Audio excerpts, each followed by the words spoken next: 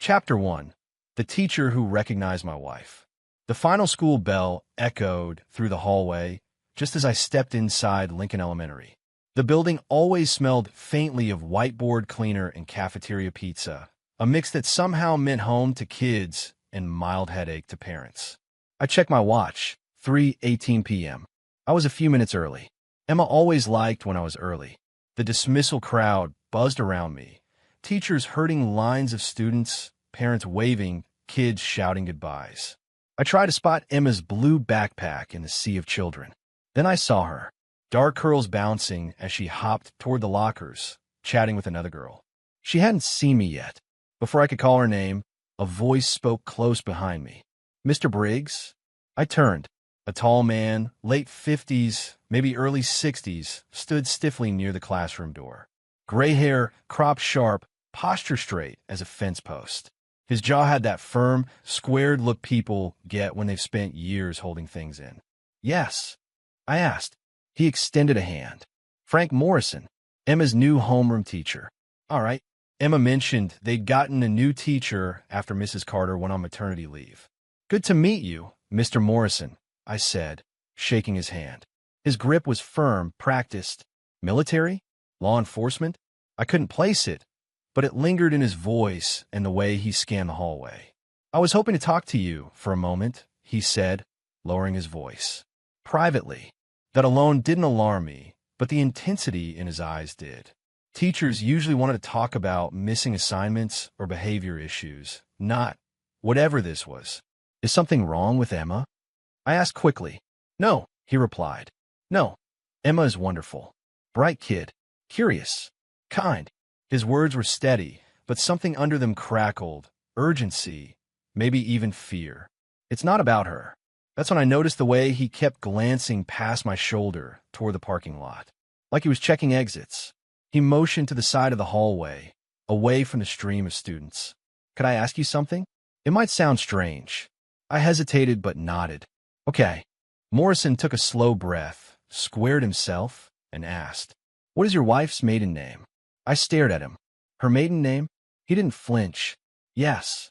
I almost laughed, but the way he asked it made the air colder. "A Price. Marissa Price." Everything about him changed in an instant.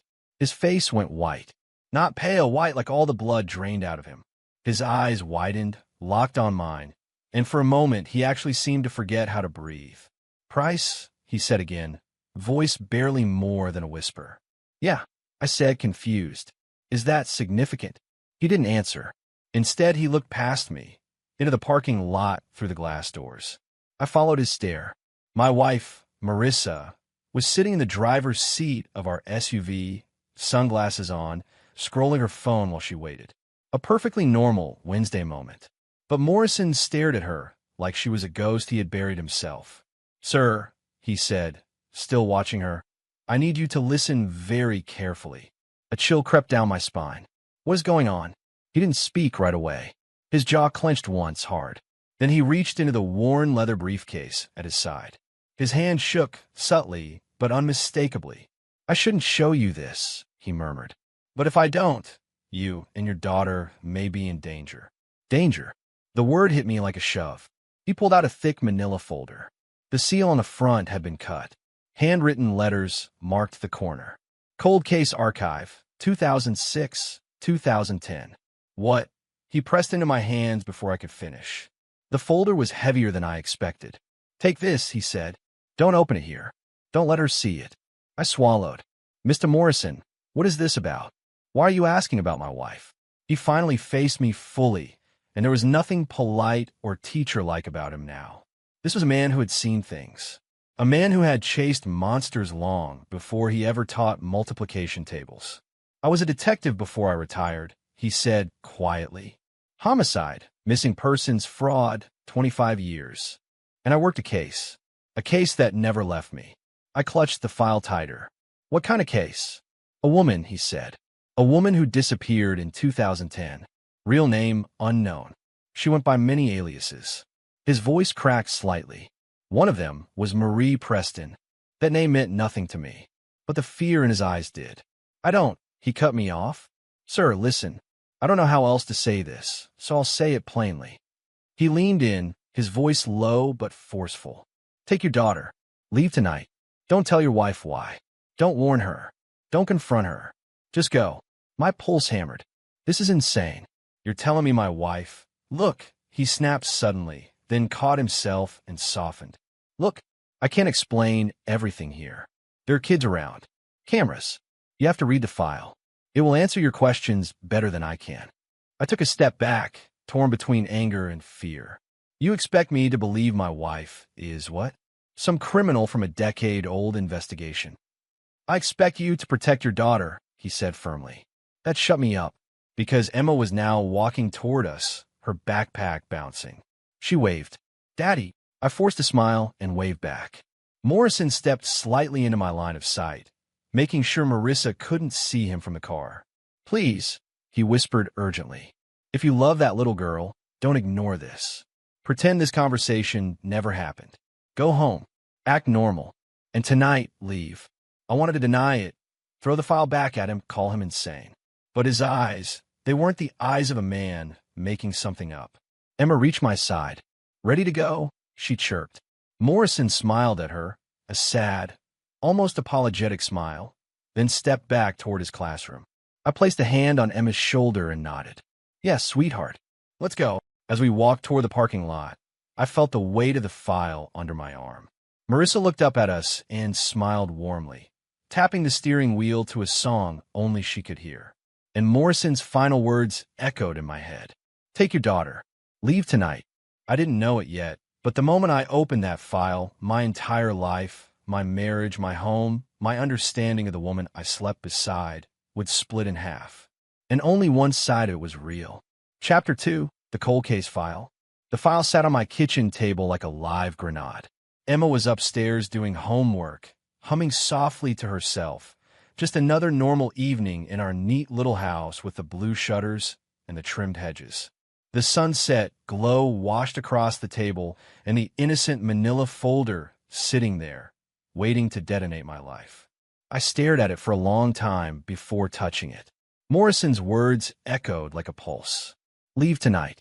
I slid into the chair and gently pulled the folder closer. My hands were shaking. I told myself it was anger, confusion, anything but fear. Fear meant I believed him. The flap opened with a soft paper crackle. The first page was a cover sheet. Cold Case Archive, Missing Persons, 2006-2010. I exhaled shakily. Okay. Just look. Just see. I turned the first page. A photograph hit me first. An elderly man in a suit, smiling at the camera. Gray hair, expensive watch, kind face. Victim 1, Albert Hartman. Disappeared in 2006. Wealthy widower. Last seen at a jazz bar with a young woman. Next page.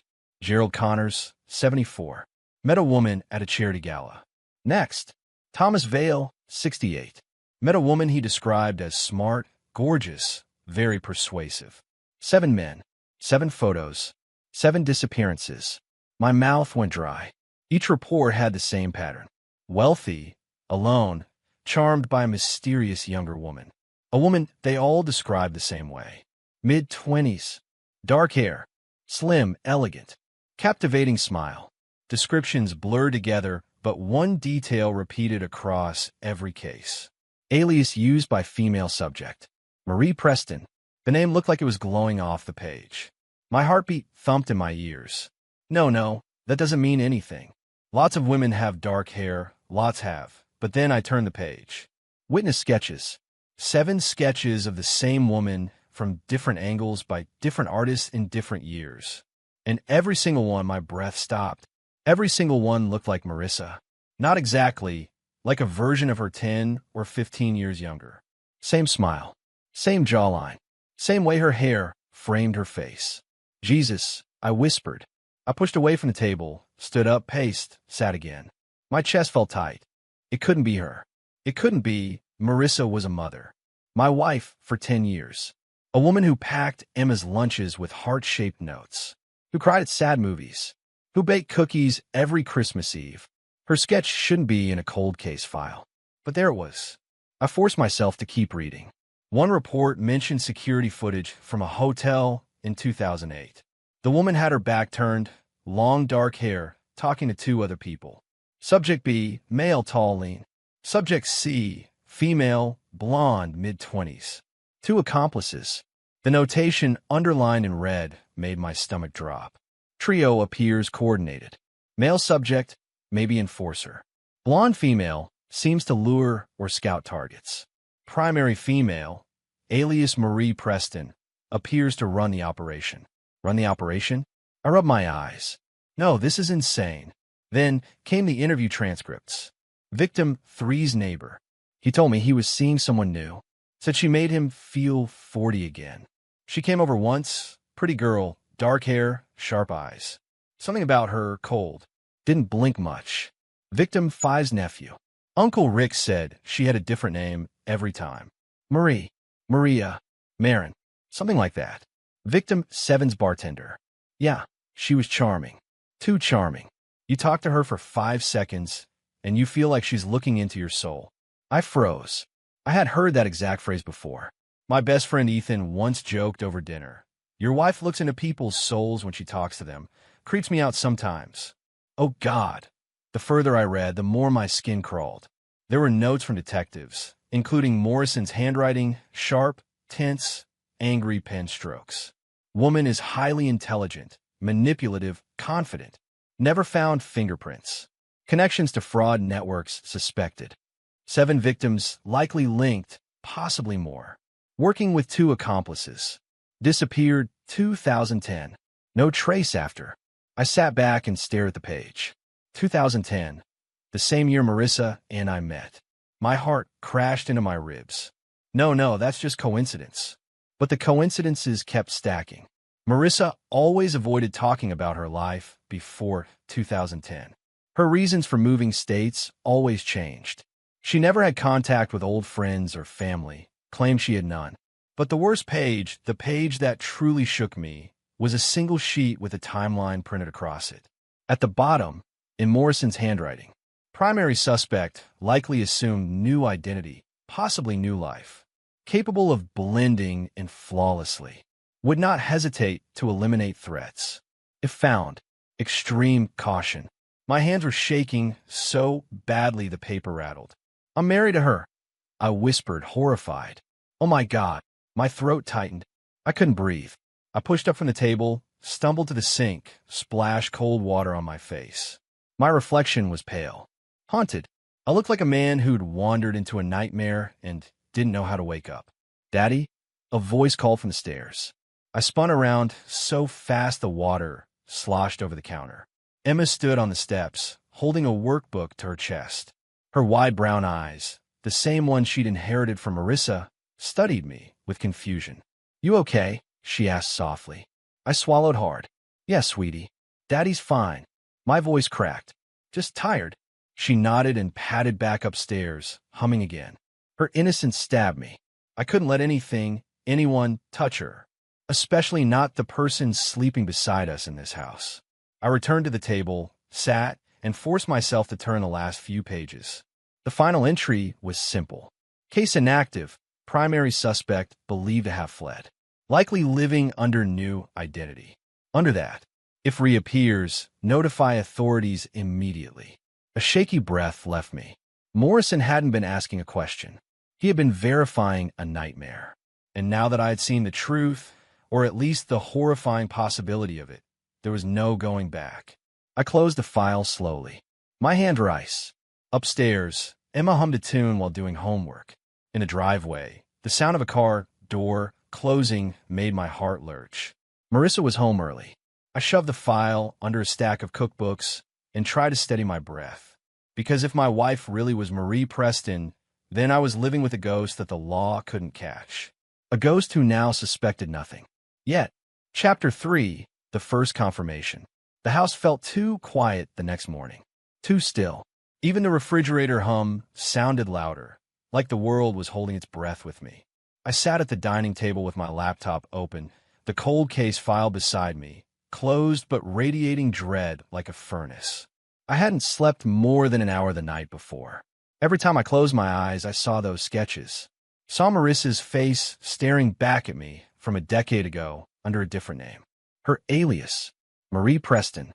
I rubbed my forehead, trying to think logically.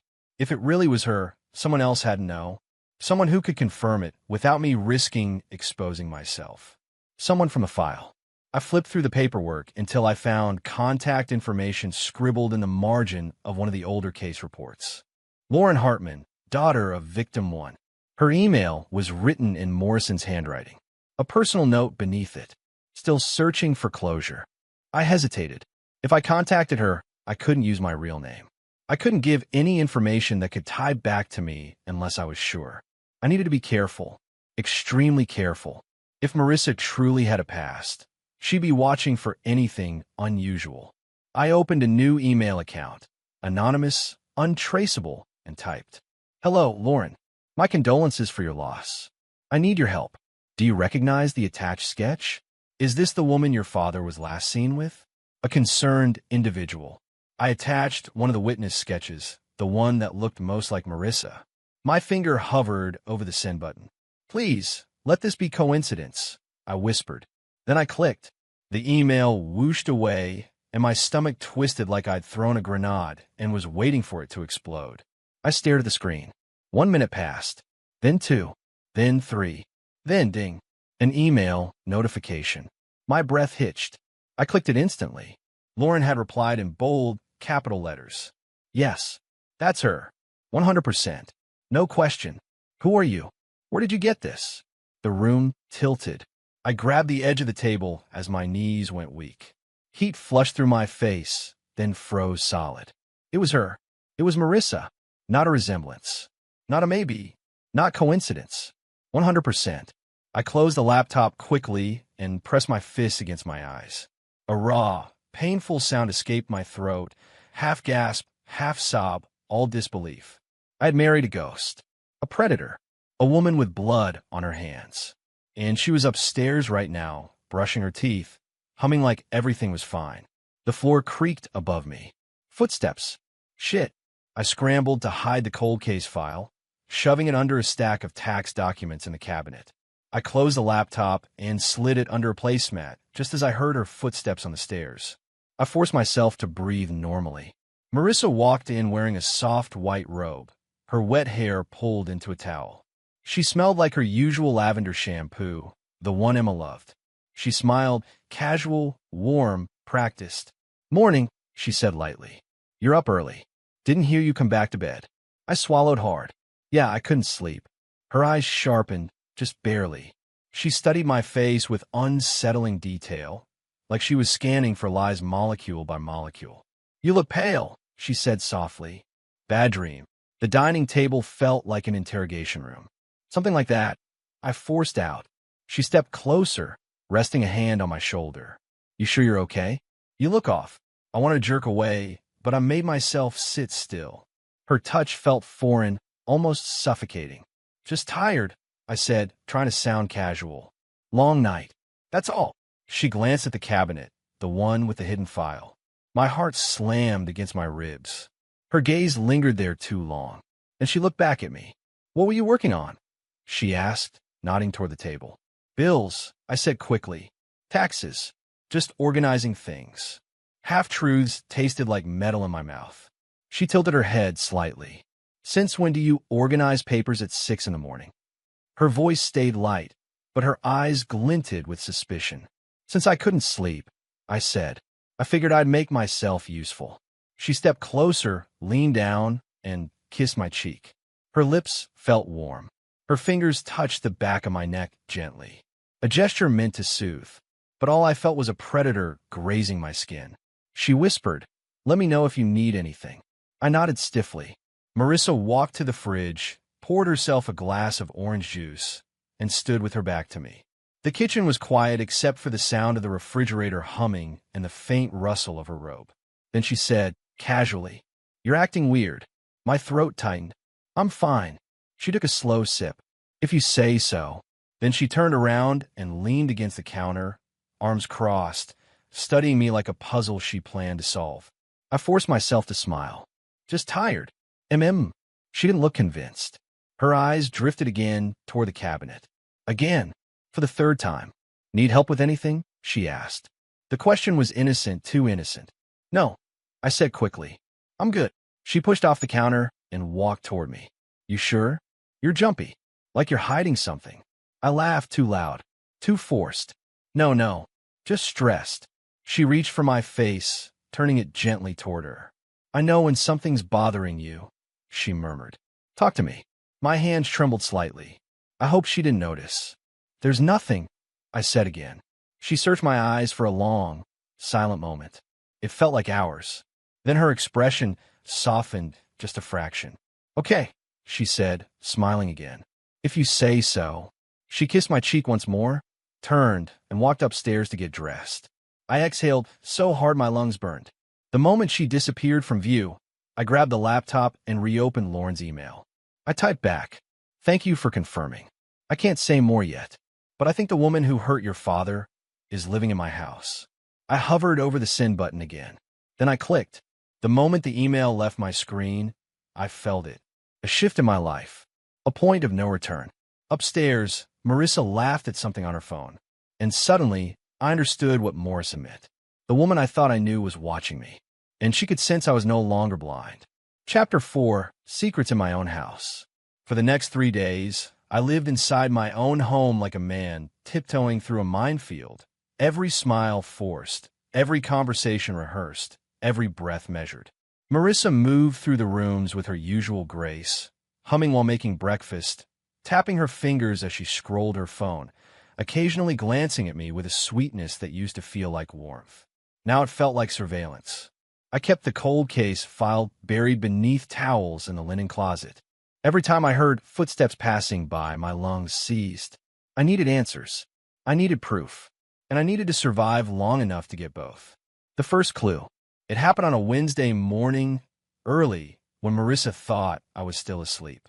The alarm on her phone buzzed at 5:45 a.m. She silenced it instantly, not snoozed, silenced. I heard her closet door slide open. Clothes rustled. Then the faint metallic click of the small safe she kept hidden behind her dresses. Except today, she didn't close it quickly. She lingered. I waited, pretending to sleep, until she slipped out of the room. When the front door clicked shut, I sat up, heart racing. This was my chance. I slipped into her closet, pushing past her dresses until my fingers found the cool metal of the wall-mounted safe.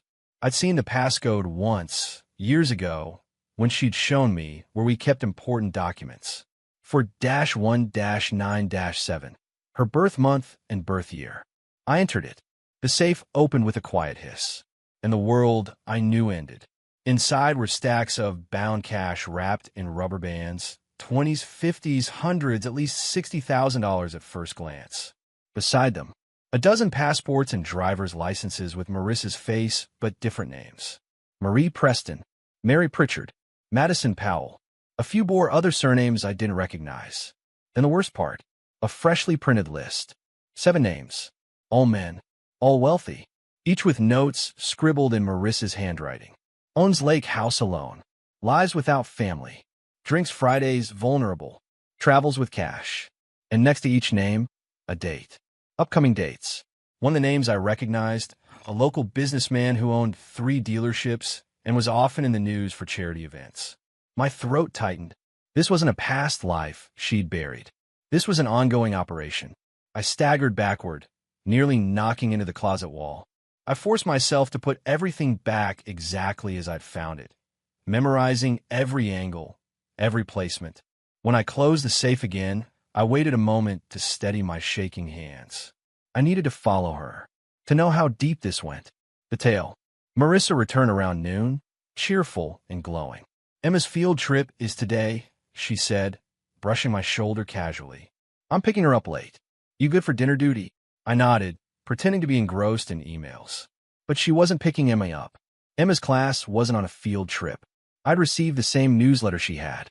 So at 12:15, as her silver sedan rolled out of the driveway, I grabbed my keys and slipped out minutes behind her, careful to leave 2 cars between us at all times. I'd followed people before, but never my own wife. The guilt, the adrenaline, the nausea, it all churned inside me like a storm. She drove across town, toward the industrial district. Rusted buildings, abandoned warehouses, graffiti, empty lots. Her car slowed near an old shipping facility. I parked half a block away and waited. She stepped out, dressed in black leggings, a dark hoodie, sunglasses, blending into the shadows like she'd done it 100 times.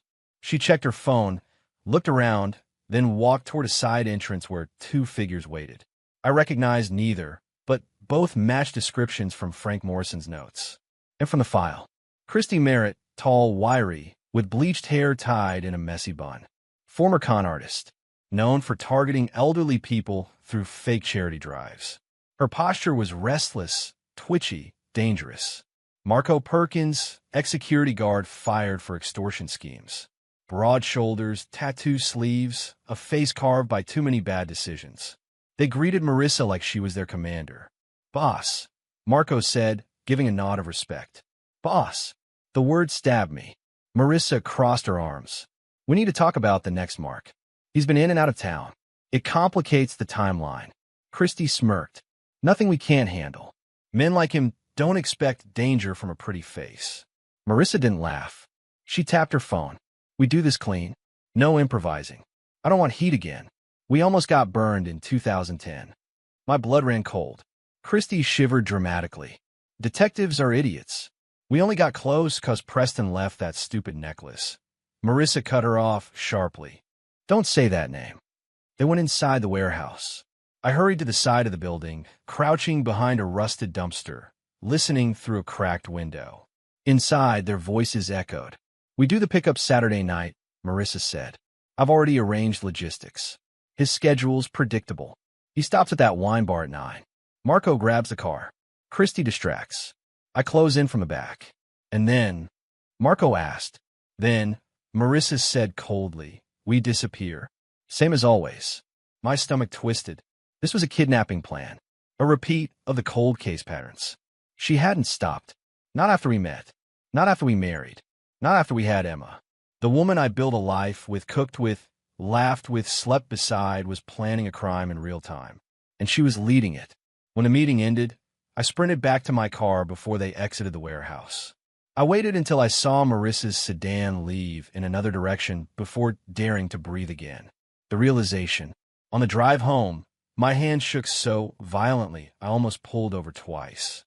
I kept replaying their words. "Boss, pick up Saturday. Disappear. Same as always." My wife wasn't an accomplice. She wasn't manipulated. She wasn't desperate. She was the architect, the mastermind, the very woman Morrison had been hunting for over a decade. And she was living in my house, kissing my cheek, packing Emma's lunches, telling me she loved me. I pulled into the driveway, gripping the steering wheel until my knuckles whitened. How long had she been planning her next move? And was I, her husband, part of her plan too? I looked at her front door, suddenly unsure if walking through was safe. But Emma was inside. And for her, I would walk through fire. I took a deep breath, stepped out of the car, and prepared myself for the hardest acting job of my life. Chapter 5. The Strategy of a Former Negotiator. The next morning, I woke with a plan forming in the dark corners of my mind. Sharp, structured, dangerous. Not a husband's plan. Not a father's plan. A negotiator's plan. Years ago, before corporate consulting, before fatherhood softened me, I'd worked crisis negotiation for a private security firm. Hostage situations. Corporate extortion. Human leverage psychology. I'd spent those years reading people, dismantling their confidence, planting doubt until their alliances cracked under their own paranoia. Now the skills I had once used to save strangers, I needed to use them to survive my own wife, and to dismantle whatever machine she commanded. Confronting Marissa would be suicide. She was too calm under pressure, too experienced, and clearly willing to do whatever it took to maintain control. But her operation, her team, everything depended on trust. Break the trust, break the operation. Step 1. Disrupt the foundation. I began with Marco. He was the muscle, easy to manipulate, easy to frighten. At noon, while sitting in my car outside my workplace, pretending to head inside, I activated a burner phone I'd bought at a gas station that morning. I typed slowly, like defusing a bomb. Anonymous tip. Police surveillance team spotted near the warehouse. Someone inside is talking. Be careful who you trust. Then I attached a photo. The night before, I had driven past the industrial district and snapped a grainy picture of an unmarked sedan I knew belonged to a construction survey crew. In black and white, it could pass for police. I sent it to a number I had seen Marissa call at least twice, labeled under P. I confirmed via public records. Marco Perkins. Message sent. I imagined his thick eyebrows pulling together, his pulse rising, his loyalty wobbling under the first tremor of suspicion. Step 2. Light the fuse under Christy. Christy was different, intelligent, cunning, but prideful. Pride made her vulnerable. I created a different number on a second burner phone. Then I typed, "Watch your back. Marco's been talking to someone. He thinks he deserves a bigger cut." You didn't hear it from me. I didn't attach evidence. People like Christy didn't need evidence. Their imaginations did the heavy lifting. I pressed send. Somewhere across town, a woman who once emptied accounts with charm and manipulation would be staring at her phone, chewing her bottom lip, calculating betrayal. Step 3. Poison the queen's throne. Marissa, the leader, the mastermind, the one who had once been hunted by detectives, a woman who had eluded law enforcement for more than a decade. To manipulate her, I needed precision. I knew her habits. Every morning around 11:00, she scrolled through messages in the living room, sipping lemon water, doing her mental check-in for the day. She always kept her phone open, assuming I was too busy or too trusting to look. Not today. At 10:52 a.m., from the third burner phone, I sent a message to her private number, the one she used for operations, not for our family. One of your people is scared. Scare people talk. You know who. No name. No detail. Just raw suggestion. Suggestion was always more powerful than accusation. It allowed suspicion to grow unchecked, like mold in a sealed room. The first cracks. That evening, when Marissa walked through the door, she didn't greet me with her usual breezy, "Hey, baby." She gave me a neutral nod instead, her face calm, her eyes calculating. She dropped her purse on the counter, clicked the lock on her phone, and stared at it like it had spoken to her earlier, and she was still trying to decode its tone. "Everything okay?" I asked, keeping my voice light, disinterested. She gave a soft hum. "Busy day." Her eyes flicked toward me, assessing whether I was fishing. I wasn't. Not directly. Emma ran into the kitchen with homework questions, breaking the tension. Marissa forced a smile for our daughter, but it didn't reach her eyes. That told me everything. The seeds were sprouting. Strategic escalation. The next day, I pushed harder. At 9:14 a.m., Marco received another message. "They questioned someone near your old job, asking about you."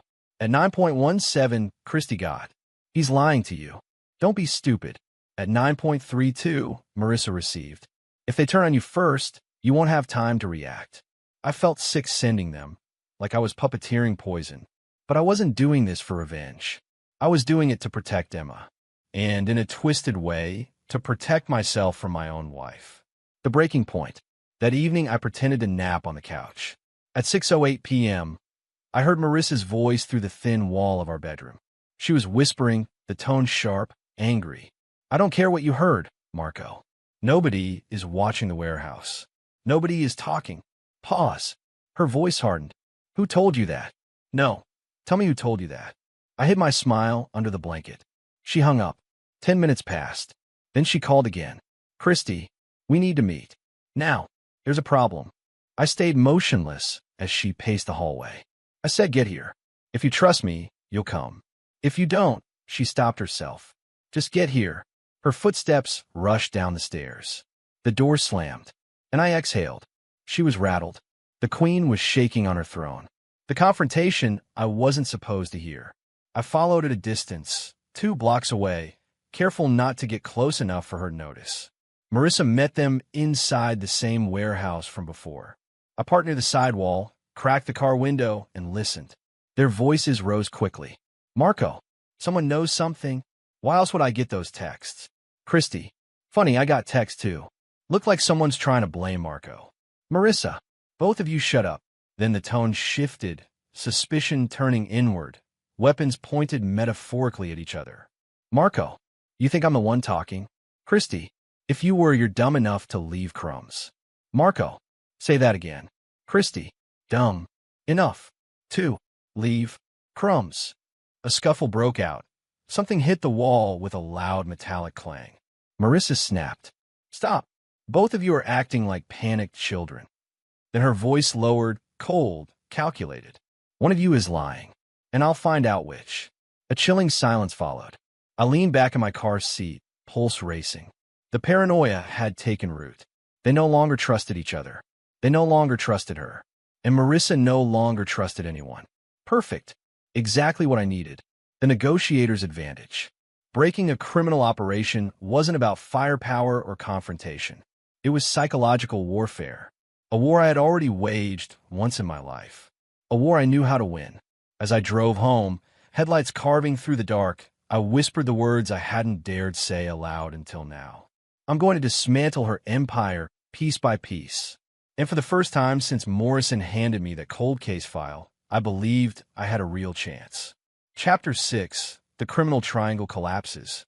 The next 48 hours unfolded like a psychological pressure cooker. The seeds I planted, tiny words typed into burner phones, sprouted into full-blown suspicion. And I watched them burn each other alive without ever being in the room. But on the third night, everything snapped. A summons to the warehouse. Marissa left the house at 8:17 p.m. No goodbye. No explanation. Just a sharp click of the lock and the sound of her car peeling from the driveway. A minute later, my backup phone buzzed. A location ping. A warehouse 2 miles from the industrial district. Not the same one as before. A new one. A meeting site chosen under pressure. Perfect. I grabbed my jacket, kissed him on the forehead as she slept, and slid out the door. The drive was silent except for the thumping of my pulse. I parked a block away, walked through an alley, and approached the warehouse from the rear. A broken panel window sat 6 feet off the ground. Just enough space to hear everything. I stood in the shadows and listened. The explosion begins. Inside, voices were already raised, sharp, ragged, desperate. Christy's voice sliced through the air first. You talked to the wrong people, Marco. That's the issue. You're sloppy. Marco fired back, voice trembling with anger. Or fear. I don't talk to cops. You think I'm suicidal? You think I want to go to prison for her? He jerked a thumb toward Marissa. It was clear even without seeing him. Marissa responded with ice. Watch your tone. Christy scoffed. Look at this. He's sweating.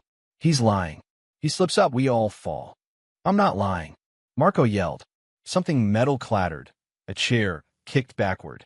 From my position at the window, I saw their shadows moving rapidly across the floor, back and forth like cornered animals. Marissa spoke again, quieter this time. When she lowered her voice, they usually shut up. Not this time. Everybody sit down, she ordered. No, Christy said. The defiance shocked even me. Marissa turned her head sharply. Excuse me. Christy stepped forward, her silhouette bold. No more commands. Not until we talk about the thing you keep burying. Marco frowned. What thing? The air cracked like lightning. Christy exhaled slowly. You want to talk about rats? You want to talk about trust? Her voice rose, trembling but fearless. Fine. Let's talk about 2010. Marissa froze. I felt my breath stop. The dead partner. Marco stepped back. 2010? What happened in 2010? Christy looked directly at Marissa, voice rising with triumph. Tell him, Marissa. Tell him what you did to. Shut your mouth. Marissa snapped. But Christy didn't. You think she cares about you, Marco? You think you're partners? No. You're tools. And tools get thrown away. Marco's tone sharpened. Christy, what happened? Christy took a step closer to him. Her partner in Arizona, the one who disappeared, that wasn't police heat. That wasn't a scam gone wrong. She pointed a shaking finger at Marissa. She killed him. Marco stared at her, eyes wide. You're lying. Marissa's voice went cold as frost. Christy doesn't know what she's talking about. Christy laughed, a hard, humorless sound. Oh, I know exactly what I'm talking about. She looked directly at Marco. They were arguing. He said he was out. He said he wanted to take his share and leave. She didn't like that, so she took care of him. Stop, Marissa said quietly. The quiet made it worse. Christy kept going. You buried him in the desert, didn't you? Just like the others. My entire body went rigid. The others. The cold case file Morrison had given me flashed in my mind. Bodies missing, cases labeled vanished, detectives baffled. And now, confirmation. The murders weren't speculation. They weren't theories. They were real. And Marissa had been the one behind them. Marco stumbled backward, voice cracking. You killed him? You killed your partner? Marissa finally snapped. Her voice dropped to a low, venomous whisper. He was going to expose us. Christie's jaw tightened. He trusted you. And you stabbed him in the back. Marissa's silhouette moved like a predator preparing to strike. You don't survive this business by being sentimental. Marco swallowed hard.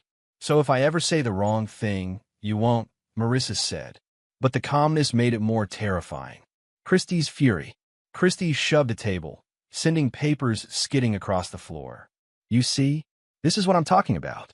You kill when it suits you. You manipulate us. Make us compete. Make us paranoid. You don't run a team. You run a cult built on fear. Marissa's voice became steel. Tread carefully. No, Christie snarled. I'm done being scared of you. Marco looked between them, breathing heavily. What else haven't you told us? What about that woman? The one who disappeared in Vegas. You kill her too. Marissa didn't answer. Silence said enough. Christie stepped back, horrified. I knew it, she whispered. God, I knew it. The triangle breaks. It happened fast. Marco grabbed a wrench from a toolbox, holding it out in front of him like a shield. Stay away from me. Marissa didn't move. Christie backed toward the exit. I'm not going down for you. I'm not doing time because you can't stop murdering people when they're inconvenient. Marissa whispered. If you walk out that door, Christie, don't come back. Oh, I'm not coming back, Christie said. Count on it. She reached the door, threw it open, then looked back once. I hope the cops find you before Marco does. Then she vanished into the night. Marco lowered the wrench slightly, but kept distance between them. This is messed up, he muttered. We're done. I'm out. You're not out, Marissa said coldly. You're in until I say otherwise. Marco backed away toward another exit. No, I'm done. I'm not dying for you. He disappeared into the dark as well, boots pounding across the pavement. Marissa stood alone in the center of the warehouse. Her silhouette didn't move, didn't chase, didn't shout. She just stood there, silent, calculating, dangerous. The triangle had collapsed, and she was the last one standing. Raphael learns the final truth. My palms were sweating. My heartbeat was a drum in my throat. The murders were real. The file hadn't been exaggerated. It hadn't been circumstantial. Marissa had taken lives. More than one. More than those detectives ever proved. The woman who slept next to me every night had buried people in the desert, and now her operation was falling apart around her. But a wounded predator is always the most dangerous. Tonight I saw the truth. This wasn't just about fraud, or cons, or money. This was about survival. Hers, and mine. And now, if she even suspected my involvement, I knew exactly what she was capable of. I slipped away from the window, breath shaky, and whispered into the darkness. This ends soon, because if I didn't end her empire first, she would end me. Chapter 7. My wife discovers the truth. For 3 days after the warehouse blowout, Marissa moved through the house like a storm cloud, silent, unpredictable, electric with danger. She didn't rage. She didn't slam doors. She didn't interrogate. She watched, and waiting for a predator to strike is always worse than the strike itself. I knew eventually she would start looking for the source of the messages, and eventually she would sniff toward me. But I didn't expect what happened next. The first sign she knew, it was late evening. Emma was already asleep, her night light casting soft yellow across her room. I was downstairs reheating leftovers, trying to look normal, when I heard a soft sound from my office. A drawer, not opened, searched. My stomach clenched. I walked down the hallway as casually as I could, heart pounding. The office door was cracked open. A sliver of light sliced across the hardwood floor. I pushed the door open. Marissa was standing at my desk, her back to me, her shoulders rigid, her breathing controlled, but too controlled. On my desk lay my laptop, my burner phone, a USB drive I used for encrypted notes, printouts of old articles I thought I'd hidden well. She hadn't just snooped. She dismantled my entire attempt at secrecy. Very slowly, she turned toward me. Her face wasn't angry. It wasn't confused. It wasn't scared. It was empty. The mask she'd worn for years, sweet wife, devoted mother, was gone. What looked back at me was the real Marissa, or Marie, or whatever her real name ever was. Raphael, she said quietly. We need to talk. Cornered. I leaned against the doorframe, forcing myself to breathe normally. What are you doing in my office? You're a smart man, she said, her voice eerily calm. Let's not insult each other. She held up my laptop by the corner, as if examining a piece of evidence. You don't clear your digital footprints very well. I exhaled through my nose. I beg to differ. Oh, honey, she said, shaking her head. You clear the obvious ones, not the deep ones. She tapped the laptop's frame. Search history fragments, metadata, cache thumbnails, deleted email headers. You've been very busy. She set the laptop down gently, like it was an object she intended to interrogate later. You've been looking into me. Part of me wanted to deny it, but I saw her eyes, they weren't guessing. She knew. Yeah, I said softly. I have. She nodded once, as if she'd been expecting the answer. What exactly do you think you know? Masks off. I stepped into the room, closing the door behind me. Screw it. No more lies. No more pretending. I know your real name isn't just Marissa Briggs, I said. I know about Marie Preston. I know about the elderly men who disappeared. I know you ran cons with accomplices. I know you didn't stop. Her jaw twitched. A tiny movement. But for her, it was a full-blown flinch. And I continued, I know what you did in 2010. Marissa's lips curved into the faintest smile. But it wasn't amusement. It was recognition. So Christy finally talked, she murmured. She talked enough. Marissa folded her arms. She always had a big mouth. Should have dealt with her years ago. I kept my expression neutral, even as cold dread trickled down my spine. And Marco, she asked, tilting her head. You talk to him? Or do you just watch us from shadows like some investigator wannabe? I know he walked away, I said. He doesn't get to walk away. Her voice sharpened. None of them do. Not anymore, I said.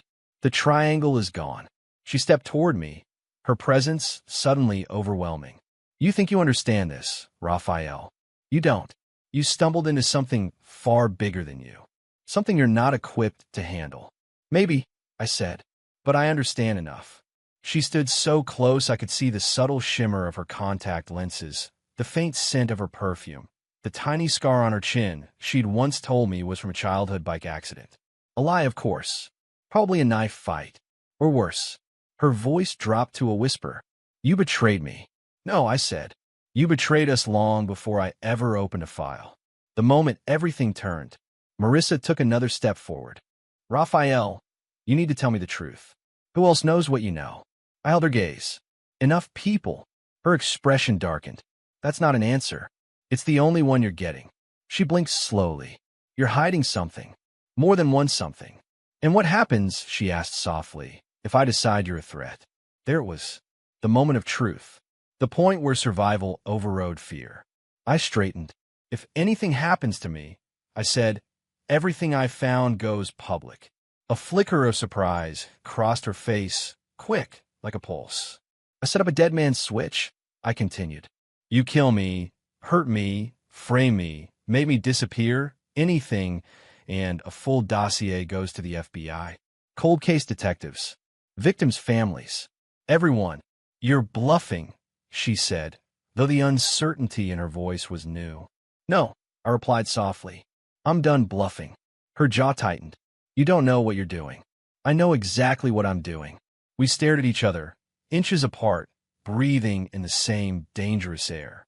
Even in the dim glow of the office lamp, I saw something shift behind her eyes, fear, maybe, or calculation, or the recognition that the husband she manipulated for years was gone. Let me make something clear, I said quietly. You touch Emma, I burn your world to ash. You touch me, the authorities get everything. You try to run, your past catches up. For the first time since I'd known her, Marissa looked like she didn't have a script ready. You think you can outmaneuver me? Her voice was barely a whisper. I already have. Her true face emerges. She stepped back, slowly, like an animal reevaluating its prey. Her face hardened, her eyes sharpened to points. Then she spoke in the coldest voice I had ever heard. "You just made this a war, Raphael. Then I hope you're ready," I replied, because for the first time, I wasn't scared of her. Not enough to stop, not enough to back down. She didn't answer. She simply walked past me, opened the office door, and paused. "I'm going to find your dead man's switch," she said softly. "And when I do," she smiled without warmth, "we'll see who burns." She vanished down the hallway, and I knew the real battle had finally begun. Chapter 8: The FBI arrives. The morning the FBI came, the house felt colder than usual, like the walls themselves were bracing for impact. Raphael had slept barely 2 hours. He lay awake until dawn, replaying Marissa's face from the night before. The twisted fury, the sharp edge in her voice, the moment she realized he wasn't the clueless husband she'd built her life around. Now, as he stood at the kitchen counter pretending to sip coffee, he checked the clock. 7:14 a.m. Any minute. He'd already sent the entire cold case dossier, photos, recordings, the hidden stash, the documented meetings with Christy and Marco, to 8 different safe recipients. 2 victims' families, 1 attorney, 3 local detectives, and the FBI's cyber tip line. Each email included timestamps that proved he'd sent them hours before Marissa discovered anything. The dead man's switch wasn't just a threat. It was already in motion. He heard footsteps upstairs, light, deliberate pacing. Marissa was awake. Emma was already at school. Raphael had driven her early, insisting she attend a special math session. She didn't question it. She never did when he used his calm, crisis negotiator tone. Now the house was a battlefield waiting to ignite. The front doorbell rang. A long, sharp, echoing chime. Raphael froze only for a moment. He set the coffee down and walked toward the foyer with controlled breaths. Through the frosted glass, he saw dark silhouettes. Several of them. "It's time." He unlocked the door.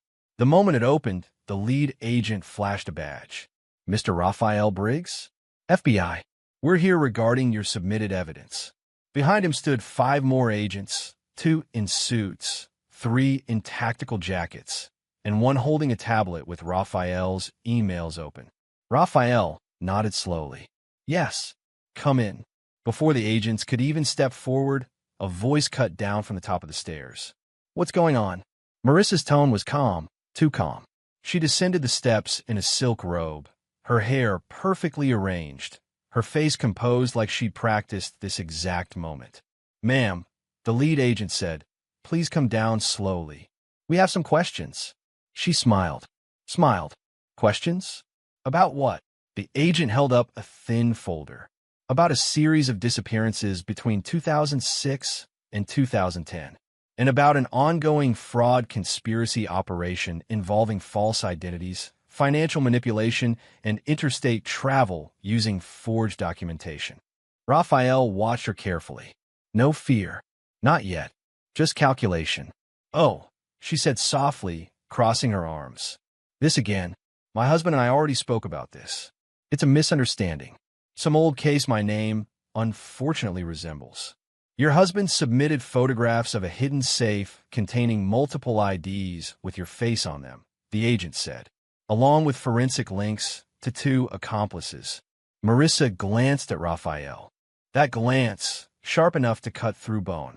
"I see," she murmured. The agent spread out through the foyer, 3 forming a half circle around her.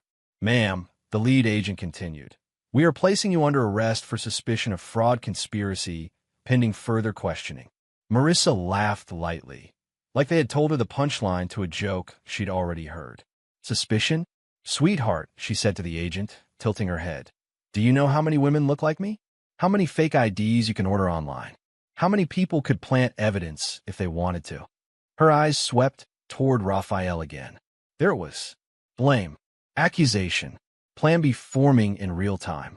She lifted her hand slowly, but her words were aimed like arrows. "My husband's been troubled lately," she said in a soft voice, almost pitying. "He's under a lot of stress. I think he may have staged all this. He has history with..." The lead agent cut her sharply. Ma'am, enough. Turn around. The steel cuffs clicked. Raphael exhaled only then. But Marissa continued speaking, her tone breaking into cold defiance. This is ridiculous. You don't even know who you're dealing with. Oh, we do, the agent said. And you're not the only one we're picking up today. Raphael knew exactly who he meant. Marco Perkins. Christy Merritt. Right on cue. One of the tactical agents stepped aside, pressing 2 fingers to his earpiece. Team Bravo confirms Target 2 is already in custody. Target 3 is being transported. Marissa's face finally cracked, just a tiny fracture, a second of genuine shock. Marco flipped, ma'am, the agent added. Instantly, Raphael saw her swallow hard. That wasn't fear. That was betrayal. She tried one last desperate pivot. Listen, she said quickly, urgently. Listen to me. I don't know what he told you, but Marco is unstable. Christy, too. They've been plotting. We'll discuss that at headquarters. As they guided her toward the doorway, Marissa twisted her head suddenly toward Raphael. Raphael, she hissed, her voice low, venomous. You think you've won? He didn't answer. You think they'll protect you? She continued. You think these agents know the whole story? You don't survive as long as I have without learning how to erase problems. You were supposed to be safe with me. I chose you. I made you. The agents pulled her forward. She raised her voice one last time before she crossed the threshold. This isn't over. They shut the car door on her scream. Silence followed. A heavy, ringing silence that filled the house. Raphael stood in the doorway, staring at the road as the convoy of black SUVs rolled away. The lead agent lingered. You did the right thing, he said quietly. This evidence, it's going to open a lot of old wounds for families who never got answers. Raphael nodded stiffly. What happens now? We process her for fraud and identity crimes immediately. But these disappearances, the agent exhaled, those cases will be reopened as potential homicides. We already have forensic teams heading to sites mentioned in your file. He looked Raphael in the eye. We'll need you to come in later today. I'll cooperate fully. The agent gave a tight nod and left. The front door closed. Raphael leaned back against it, letting the weight slide down his spine. For the first time in years, maybe ever, he felt air fill his lungs without that subtle pressure of Marissa's presence. But the relief was poisoned by another thought. Emma. How would he explain this to her? How would a child understand that her mother, a woman she adored, wasn't who she claimed to be? Raphael pushed off the door and walked into the living room, the late morning sunlight breaking across the floor. The battle was over. But the war, the legal one, the emotional one, the one that would shape his daughter's future, that had only just begun. Chapter 9, Bodies, Confessions, and a New Victim. The morning Christy Merritt was caught attempting to flee the country, the world felt suddenly sharper. Every edge was real, every danger tangible, every secret ready to be exposed. I watched from a distance as border agents converged on the small airport terminal where Christy had been trying to slip through with a false passport. She didn't resist. The second she saw the badges, she raised her hands, face pale but defiant. Her smirk was gone. Her eyes darted nervously. That's when I knew she was done hiding. Christy's confession. Hours later, at a secure FBI facility, Christy sat across from the agents, her wrists cuffed, a thick folder of evidence open before her. Tell us everything, the lead agent ordered. Christy exhaled, shoulders sagging as if the weight of years of fear had finally crushed her. Marissa, she was the boss, Christy said quickly. I didn't run anything without her approval. Marco? He was muscle. She was brains and cold. Cold as ice. She made decisions. She killed when she needed to. The agent leaned in. Killed? How many? Christy swallowed, voice low. I don't know the exact number, but I was there when she buried at least 7 men. 7. Wealthy men. Alone. Vulnerable. She used all of us, planned it meticulously. Each disappearance was her masterpiece. The words echoed in my head, stitching the last fragments of the puzzle together. 7 men. The missing elderly men in the file. My stomach turned. These weren't old cold cases anymore. They were reality. And the locations? The agent asked. Christy nodded. I'll take you. Every single one. Marco flips instantly. Meanwhile, Marco, already shaken from his flight to avoid Marissa's influence, cooperated immediately when the FBI contacted him. He met them in a secure holding facility, pacing back and forth, voice trembling. I can't lie anymore, he said. She killed them. She buried them. I helped move things, cash, cars, alibis. Christie's telling the truth. It's all true. She would have killed me too if I didn't cooperate. His voice cracked as he described details, his hands clenching and unclenching. He described desert locations, shallow graves, and the meticulous planning Marissa had executed for every disappearance. Did she have accomplices beyond you too? The agent asked. Marco shook his head rapidly. No, just the three of us. Always just the three. But she made the rules. If anyone stepped out of line, he didn't finish the sentence. The implication hung like a shadow across the room. The search for the bodies. With Christie and Marco cooperating fully, the FBI launched immediate excavation operations. Satellite maps, memory sketches, and GPS coordinates from Marco's phone led them to a series of desolate desert sites and abandoned properties. The first site was eerily quiet, a stretch of land dotted with scrub and sagebrush. Forensic teams arrived, shovels in hand, scanning the sandy soil. I watched from a distance, my chest tight, trying not to flinch at the thought of what was beneath the surface. The first body was found buried beneath a mound of sand. Older, fragile, skeletal remains that had been there for years. A few feet away, the second, then the third. By late afternoon, all 7 men had been located, each in a shallow grave, each marked by the same meticulous hand. The forensic team confirmed the evidence, time of death, DNA, and materials linking Marissa to each burial. She had been the mastermind. She had been the killer. No more doubt. No more ambiguity. The new victim. But then came Troy Bates. He wasn't part of the old cases. He wasn't part of the cold file. He was new, fresh, alive until recently. Christie and Marco provided details. Troy had been a widower, wealthy, cautious but trusting. He had met Marissa under a false identity. She had cultivated him over weeks, gaining access to his home, his finances, his routine. And then, without hesitation, she had poisoned him. The confirmation came from his doctor's report. A rare, slow-acting compound in his system, one designed to mimic natural causes. He had been dead for 3 days before anyone suspected foul play. The finality of it hit me harder than the other discoveries. She wasn't just a ghost from the past. She wasn't a relic. She was still capable, still lethal, still methodical. And if I hadn't acted, Troy might have been the first of many in a new wave of victims. The FBI confirmed it. Troy's death, combined with the buried bodies, cemented the case. This was no ordinary fraud, no ordinary con. Marissa had escalated to murder in a consistent, premeditated pattern, spanning more than a decade. The weight of confirmation. I sat in the surveillance van outside the FBI command post as agents processed the information. The desert wind whipped through the open windows, but I hardly noticed. My hands were shaking, fingers gripping the steering wheel. Christie and Marco were debriefed, their confessions taped and recorded. Every word was a nail in the coffin of the woman I had once called my wife. The agents called me inside. They wanted my testimony, my emails, the files, the photographs, and the detailed records I had kept of Marissa's meetings. I handed everything over without hesitation. You did good, one agent said quietly as I left the room. She's not getting away this time. I nodded, but it felt hollow. Justice wasn't relief, it was responsibility. Now that the bodies were found and the truth confirmed, the work would continue for months, years even. Cold cases reopened, evidence logged, families notified. The emotional toll was just beginning.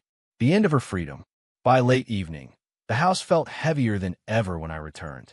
Marissa was locked in federal custody, transported under armed guard to an undisclosed location. The weight of her absence was not relief. It was the hollow recognition that she had existed inside our lives as a predator for years, and that predator had finally been neutralized. I checked Emma's homework, prepared her dinner, and paused at the window. Outside, the sky was burning orange with sunset. The world was continuing, indifferent to what had been uncovered. But inside me, a storm had broken. I had survived the unthinkable, uncovered the truth, and set the machinery of justice in motion. And yet the knowledge that Troy Bates had died so recently, the knowledge that Marissa could have killed again, it left me cold, even as the desert forensics teams confirmed the last of the buried men.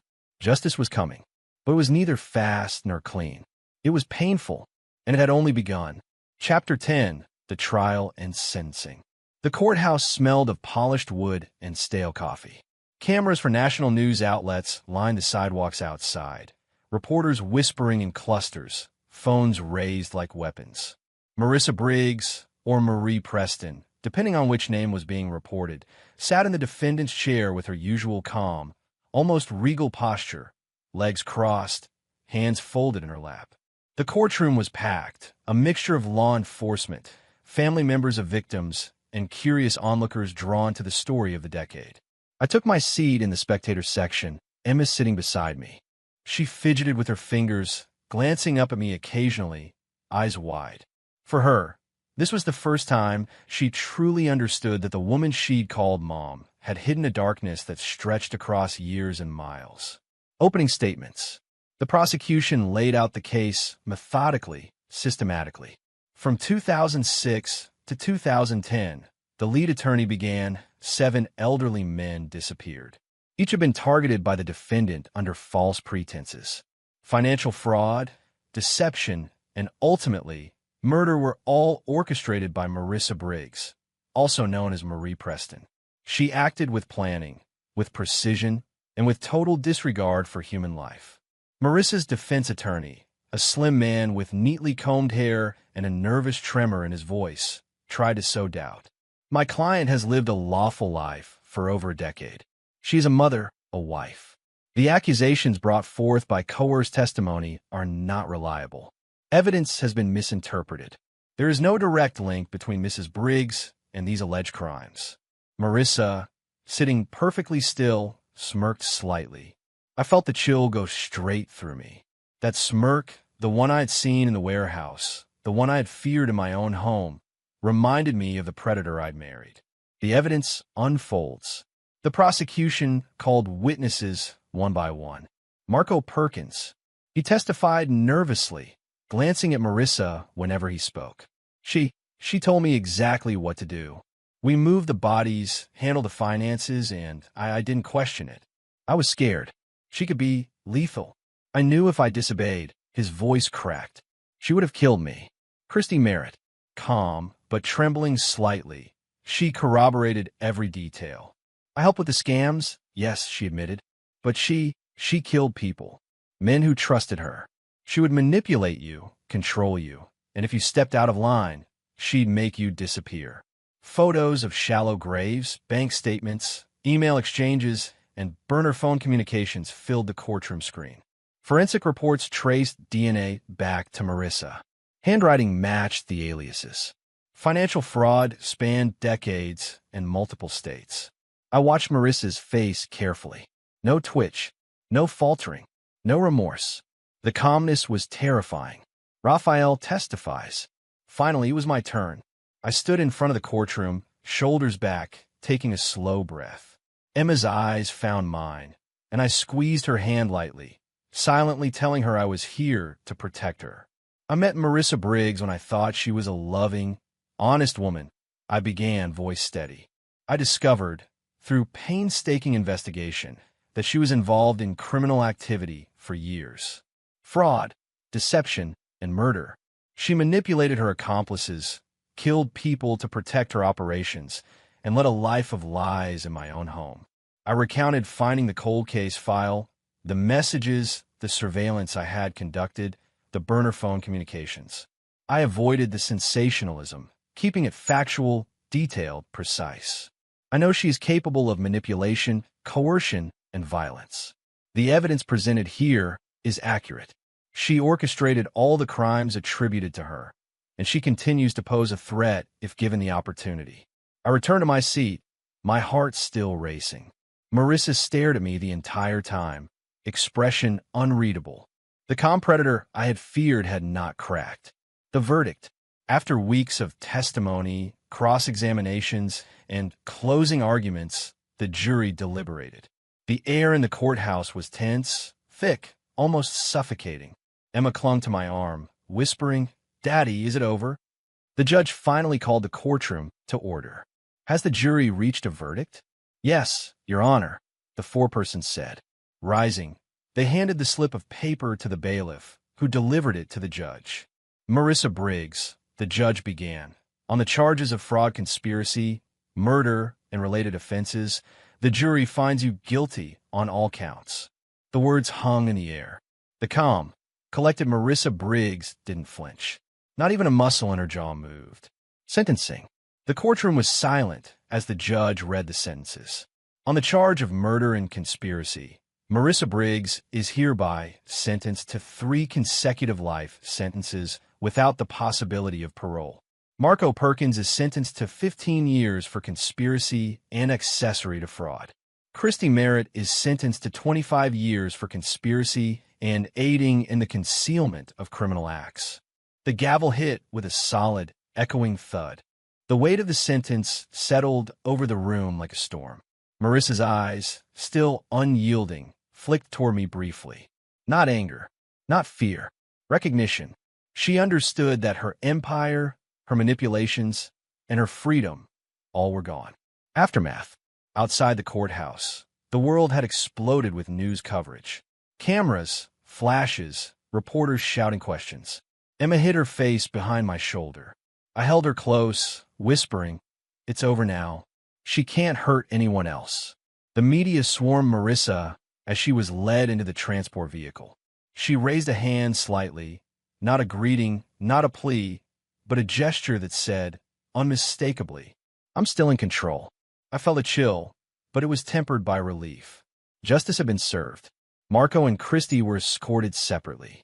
Marco avoided eye contact with Marissa entirely. Christy's face was tight, guilt and fear lingering in her expression, but the weight of confession and cooperation had brought her some relief. A quiet victory. As Emma and I drove home, the sun setting behind us, I reflected on the months of fear, deception, and investigation. Marissa was gone. Her accomplices were neutralized. The victims, those 7 men and the recent tragedy of Troy Bates, would finally receive the justice they deserved. Emma broke the silence. "Daddy, can we ever be normal again?" I glanced at her in the rearview mirror. "We'll try, Pumpkin. We'll try. But normal, it's going to feel different now. Safer. And that's what matters." I exhaled slowly, feeling the tension of the past months begin to ease. For the first time, maybe in years, I believed we could rebuild. Slowly, carefully, one day at a time.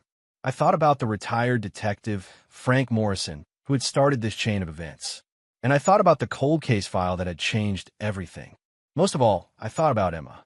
The predator who had lived beside me for years had been caught. Finally. And I had survived. The battle had ended. Justice had been delivered. And for the first time in a long while, I could imagine peace. Chapter 11, Recovery and Rebuilding. The first weeks after Marissa's arrest were surreal. We left the city in silence, carrying only what we could pack in 2 suitcases each. Emma clung to my hand as I loaded the last of our belongings into the rental van. She didn't ask where we were going, only trusted me, eyes wide but calm in a way that both broke and steadied me. "I'm going to stay with Aunt Clara for a while. Pumpkin," I said gently. "It's safer. We'll be together every day after school and on weekends." Emma nodded, her small fingers lacing around mine. "Okay, Daddy, I want to help you." I smiled faintly, brushing a strand of hair from her face. "You already are. By being brave. A new home, a quiet start." We settled into my sister's house in a quiet suburb, a place far removed from the chaos of our past life. The rooms were simple, but they smelled of warmth and familiarity. For the first time in months, Emma had a bedroom all her own. A real bed with colorful sheets, a desk where she could draw or do her homework, and a small shelf for her favorite books. I spent the first few days organizing, unpacking, and making sure the house felt like a home, not just a temporary shelter. Boxes of personal belongings, kept from Marissa's manipulations, were carefully stored. Every time I unpacked a photo of Emma smiling in her school play or on a family trip, a small knot of guilt tightened in my chest. She had been living with a lie for years, sharing a life with a woman who had hidden murder and fraud behind a smile. Yet, here at least, she could be just a child. Visits from Detective Morrison. Frank Morrison, the retired detective who had first pulled me aside at Emma's school, visited often. He brought a quiet, steady presence that Emma immediately adored. One afternoon, as the sun cast long golden slats across the living room floor, he sat in a recliner, reading a book while Emma played with blocks nearby. "Grandpa Frank," she said suddenly, ignoring my raised eyebrows, "can you tell me a story about when you caught a bad guy?" He chuckled softly. "I suppose I can, pumpkin, but it won't be scary. You'll be safe."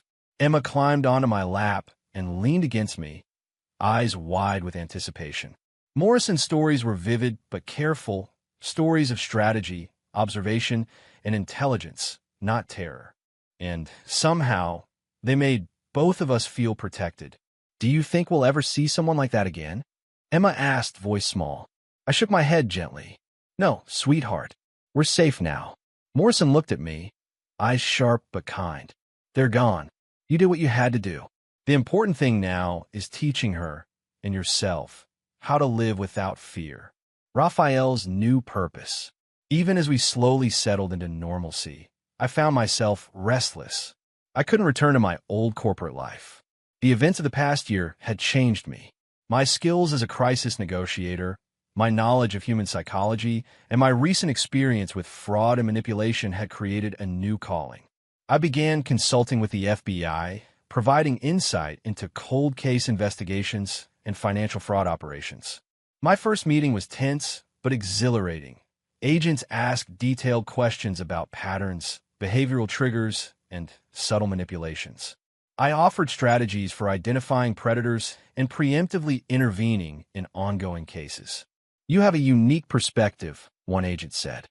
"Not many civilians can walk into a criminal's mind the way you did. Your experience is invaluable." I nodded. "I only hope I can prevent someone else from going through what my daughter went through." The healing process. Healing wasn't linear. Some nights, Emma would wake in tears, haunted by half-formed nightmares. She would whisper, "Daddy, was Mommy really bad?" I would hold her close, rocking slowly in the quiet darkness. "She made mistakes, baby. Big mistakes. But we're safe now. You're safe." It took months for her laughter to return fully, untainted by fear. Playdates with other children, afternoons in the park, and simple bedtime stories became rituals of normalcy. For myself, I began running again in the mornings, feeling the weight of anxiety lift a little with each mile. I met with psychologists, not because I needed therapy in the traditional sense, but to ensure I could guide Emma through the trauma of betrayal and fear. Each day, we reclaimed a small piece of our lives, a sense of closure. The news continued to cover Marissa's sentencing, Marco's and Christie's terms, and the reopening of the cold cases. Bodies were identified, families notified, and for the first time, many of them could grieve properly. One afternoon, Morrison visited, bringing a folder of letters from the families of the victims. Emma sat cross-legged on the floor as he read aloud some of their words of gratitude. "Thank you for your courage. Because of you, we finally know the truth. My father's memory is honored. You saved others from what we endured." Emma's small hand found mine. "Daddy, we did good, right?" "Yes, sweetheart," I said, squeezing her hand. "We did very good." Looking forward, life slowly became predictable in the best way. Weekends with Morrison, school mornings filled with laughter, small vacations, and the quiet comfort of routine. Evenings were often spent quietly at home, cooking dinner together, or watching old movies, feeling a sense of peace that had been impossible before. I still worked with the FBI, but now on my terms, providing insight without losing my focus on Emma. We had escaped the shadows of the past, but I had learned to carry the lessons with me. And sometimes, late at night, I would watch Emma sleep, feeling the weight of all that had been lost, but also the promise of what we could rebuild. She was safe. She was happy. And slowly, I was learning to breathe again. Morrison once said, "The hardest predators to stop are the ones who live in your house." I had faced one, and now I knew. Even the most meticulous, manipulative adversary could be outmaneuvered. What remained was the slow, steady work of rebuilding trust, love, and life. And that was exactly what we were going to do. Together. Chapter 12, Final Piece.